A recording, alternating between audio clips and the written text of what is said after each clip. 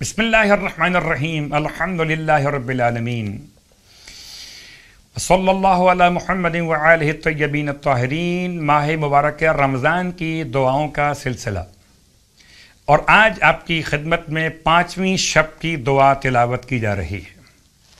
بسم اللہ الرحمن الرحیم۔ اللہم انی اسألک باسمائک خیر الاسماء التي تنزل بها الشقاء وتكشف بها الأضواء أن تصلي على محمد وآل محمد وأن تنزل منك عافية وشفاء وتدفع عني باسمك كل سقم وبلاء وتتقبل صومي وتجعلني ممن صام وقام ورزيت عمله وتجعلني ممن صامت جوارحه وحفظ لسانه وفرجه وترزقني عملا ترضاه وتمن علي بالصمت والسكينة وورعا يحجزني عن معصيتك يا ارحم الراحمین۔ اور اس کے ساتھ ساتھ ماہ مبارک رمضان کی 5ویں شب کی نماز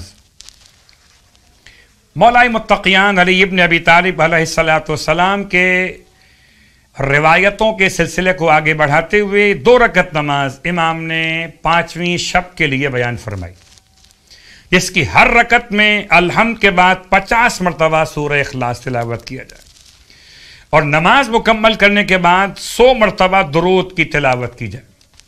امام فرماتے ہیں اگر کوئی شخص یہ نماز پڑھ لے تو روز قیامت مولائے متقیان فرماتے ہیں میرے ساتھ داخل جنت ہو جائے گا۔ خدا ہم سب کو اس نماز کی توفیق عطا فرمائے۔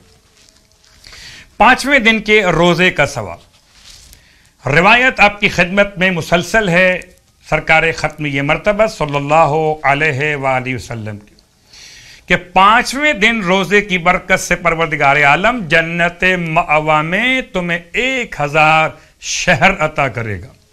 ہر شہر میں 70,000 گھر، ہر گھر میں 70,000 دسترخوان، اور ہر دسترخوان پر 70,000 رکھے ہوئے برتن کھانے کے کاسے رکھے ہوئے ہوں گے، اور ہر کاسے میں 60,000 قسم کی غذائیں ہوں گی، اور ہر غذا ایک دوسرے سے مختلف ہوگی۔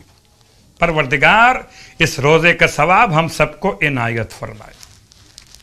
5ویں دن کے روزے کی دعا، بسم اللہ الرحمن الرحیم۔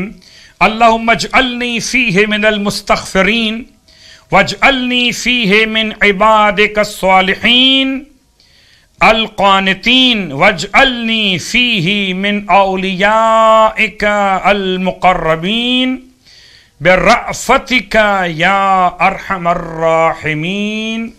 اور اب روز کی طرح سے آج بھی آپ کی خدمت میں ایک نماز پیش کی جا رہی ہے۔